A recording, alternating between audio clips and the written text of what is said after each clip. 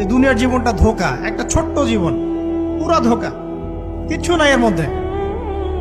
আমার কথা শোনেন, এই দুনিয়ার জীবনে কিছুই নাই। চারপাশে অনেক কিছু মনে হবে, আপনার বাড়ি আছে, গাড়ি আছে, স্ট্যাটাস আছে, টাকা পয়সা, প্রতিপত্তি সব আছে। আদতে আপনি একা, আদতে আপনাকে একাই কবরে যাওয়া লাগবে, একাই আল্লাহর সাথে হিসেব নিকাশ দিতে হবে। কেউ নাই সাথে, আমাদের সাথে কেউ নাই। কিন্তু আপনি মনে করছেন যে সেলিব্রিটিজম, বড় আমি পলিটিক্যাল নেতা হয়েছি, আমাকে সবাই চেনে, আমি ইকোনমিক সেক্টরে লিড দেই, রাষ্ট্রকে লিড দেই, আমি ধর্মতাত্ত্বিক ক্ষেত্রে লিড দেই, আমাকে দেখলে মানুষ বাহবা দেয়, ইত্যাদি ইত্যাদি। দিন শেষে আমি একা, আপনিও একাই। আমাকেও একাই যেতে হবে, আপনাকেও একাই যেতে হবে। এগুলো সব চারপাশের খালি অন্ধ মোহ, আর কিছু না। এই মোহের মধ্যে ঢুকে পড়বেন না, আল্লাহ পাক তৌফিক এনায়েত করুন।